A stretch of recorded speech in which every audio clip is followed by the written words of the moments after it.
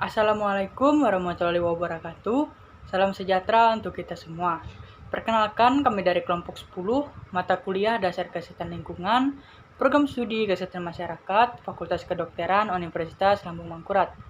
Pada kesempatan kali ini, kami akan mempresentasikan materi dari kelompok kami mengenai kesehatan lingkungan industri. Nah, adapun anggota dari kelompok 10 berjumlah 7 orang, yaitu Anissa Mutia Rahmah, Arya Kresen Januardi, Galih Wicaksono, Humaira Azlia, Iin Kristina Pemujiningsih, Nur Hidayah, dan Salsabila Arifa. Baik, saya persilahkan kepada anggota kelompok 10 untuk memulai pemaparan materi. Latar belakang. Tumbuhnya industri berskala besar maupun kecil akan mendorong perkembangan suatu wilayah yang memberikan pengaruh terhadap kondisi sosial ekonomi masyarakatnya. Kesehatan yang dimiliki pekerja industri akan berbanding lurus dengan produktivitasnya. Masalah terkait kesehatan lingkungan menyebutkan bahwa faktor lingkungan seperti suhu ruang dan kepadatan karyawan memiliki hubungan yang signifikan terhadap kejadian sick building syndrome di tempat kerja. Faktor lingkungan fisik seperti ventilasi ruangan, suhu ruangan, kelembapan ruangan, dan pencahayaan yang tidak memenuhi persyaratan kesehatan lingkungan kerja dapat menjadi faktor penyebab timbulnya keluhan kesehatan yang dialami pekerja. Baik, terkait pembahasan pertama yaitu pengertian lingkungan industri atau lingkungan kerja. Sebelumnya membahas mengenai lingkungan adalah suatu kombinasi sumber daya alam utama seperti tanah, air, udara, mineral, hutan, perikanan, flora, dan fauna. Lingkungan ini meliputi berbagai pengelolaan dalam asas pemanfaatan sumber daya hingga membentuk sumber mata pencaharian utama bagi sebagian besar makhluk hidup. Lingkungan industri atau kerja merupakan lingkungan di tempat kerja yang dipengaruhi oleh beberapa faktor, seperti faktor fisik, kimia, biologi, ergonomi, hingga psikososial. Kemudian, lingkungan industri atau kerja ini erat kaitannya dengan kesehatan kerja, yaitu ilmu yang mempelajari promosi dan pemeliharaan derajat tertinggi kesehatan fisik, mental, dan psikososial. Selanjutnya mengenai faktor yang mempengaruhi lingkungan industri atau kerja. Ada 5 faktor utama. Yang pertama adalah faktor fisik. Seperti sebutannya adalah fisik, berarti faktor ini dapat dilihat ataupun dirasakan oleh panca indera manusia. Kemudian yang kedua ada faktor kimia, yaitu zat asam atau basa yang terbuat baik dari bahan alami ataupun bahan buatan, kemudian mempengaruhi lingkungan, dalam hal ini lingkungan kerja. Yang ketiga ada faktor biologi, di mana faktor itu berasal dari makhluk hidup, baik itu tumbuhan, hewan, atau agen mikro yang berada di tempat kerja.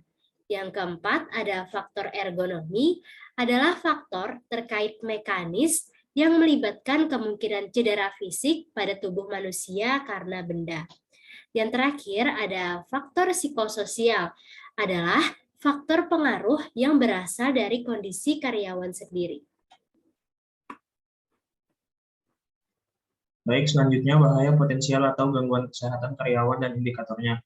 Indikator-indikator keselamatan dan kesehatan kerja terdiri 3 indikator, di antaranya lingkungan kerja, yang kedua manusia atau karyawan, yang ketiga alat dan mesin kerja. Selanjutnya, cara pengendalian bahaya di lingkungan industri. Berikut adalah beberapa cara pengendalian bahaya di lingkungan industri atau kerja. Yang pertama, pengendalian teknis atau rekayasa yang meliputi eliminasi, substitusi, isolasi, ventilasi, higien, dan sanitasi. Yang kedua, pendidikan dan pelatihan.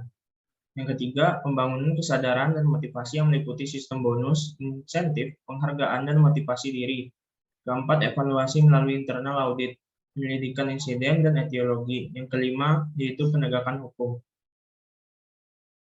Baik, selanjutnya adalah kasus pencemaran di lingkungan industri, di mana kasus yang kami ambil merupakan berita dari Kompas yang diterbitkan pada Sabtu, 12 Maret 2022 dengan judul berita, Korban keracunan pipa gas Dieng dirawat intensif di RSUD Wonosobo, 1 meninggal.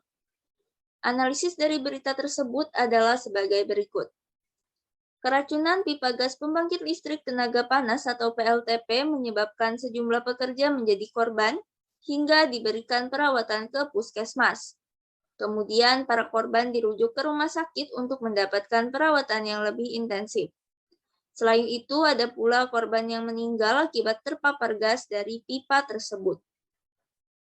Keracunan gas merupakan salah satu bentuk dari keracunan akibat pencemaran lingkungan, di mana keracunan ini dapat menimbulkan beberapa efek pada tubuh. Pencemaran pada udara merupakan keadaan ketika terjadinya perubahan susunan udara dari susunannya pada keadaan normal. Pada kasus ini, pekerja yang terpapar gas beracun karena gas tersebut yang mencemari udara pada lingkungan terkait menyebabkan para pekerja mengalami keracunan hingga harus dilarikan ke rumah sakit. Bahkan sampai ada korban yang meninggal. Artinya, keracunan akibat pencemar lingkungan memang dapat merugikan manusia. Diketahui gas yang menyebabkan pekerja keracunan adalah H2S atau hidrogen sulfida. H2S ini keluar dari sumur tempat para pekerja melakukan persiapan pengeboran, yaitu pada sumur PAD 28 Geodipa. Pada saat itu, sumur sedang dalam posisi dimatikan. Diduga, pekerja terpapar gas beracun yang terkonsentrasi di dalam alat pompa bor. H2S sendiri adalah gas yang tidak memiliki warna, memiliki bau yang khas seperti telur busuk, mudah terbakar, serta mudah meledak. Gas H2S ini sudah dapat tercium pada konsentrasi 0,3 ppm. Sejumlah karyawan di lokasi pengeboran gas PLTP Dieng yang menjadi tempat kejadian peristiwa menjadi korban. Hal ini terjadi karena karyawan tersebut tidak sengaja menghirup gas beracun yang keluar dari pipa.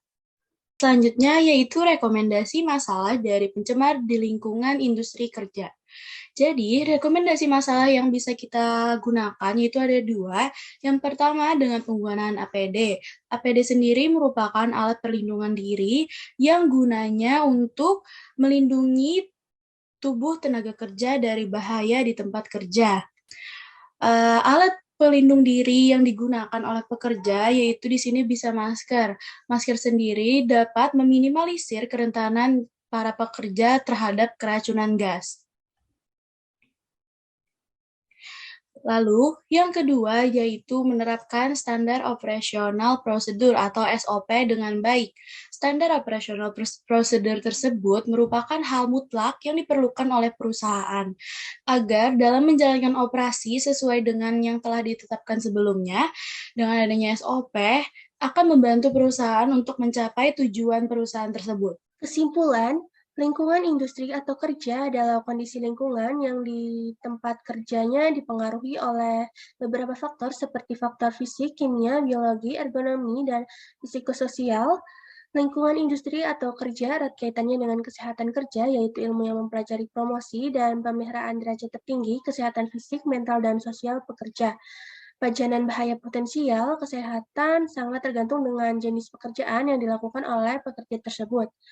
Menggolongkan bahaya potensial kesehatan kerja ke dalam kelompok yang terdiri dari bahaya fisika, bahaya kimiawi biologis, infeksi, bahaya sensitisasi alergi, dan bahaya potensial yang tergolong dengan ergonomik dan psikologis. Cara pengendalian risiko kecelakaan dan PAK di lingkungan industri dengan pengendalian teknis atau rekayasa yang meliputi eliminasi, substitusi, isolasi, ventilasi, higien, dan sanitasi. Kemudian dengan pendidikan dan pelatihan keterampilan tenaga kerja di bidang K3, pembangunan kesadaran dan motivasi, evaluasi melalui internal audience, penyelidikan insiden, dan etiologi, serta dengan penegakan hukum untuk membuat aturan-aturan dalam norma kerja. Dan pada analisis pada materi kami yang membahas tentang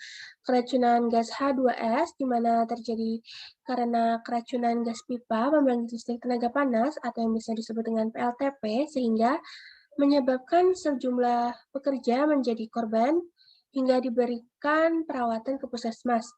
Pekerja yang terpapar gas beracun karena gas tersebut yang mencemari udara pada lingkungan tempat pekerja melakukan pekerjaannya. Adapun sumber literatur yang kami gunakan dalam menyusun materi ini, ada 3 jurnal, di mana diantaranya ada 1 jurnal internasional dan 2 jurnal nasional yang telah kami cantumkan di daftar pustaka. Nah, baik, itulah pemaparan sekaligus presentasi materi dari kelompok kami. Jika ada kata-kata yang kurang berkenan, kami mohon maaf. Kami dari kelompok 10 mengucapkan terima kasih dan sampai jumpa.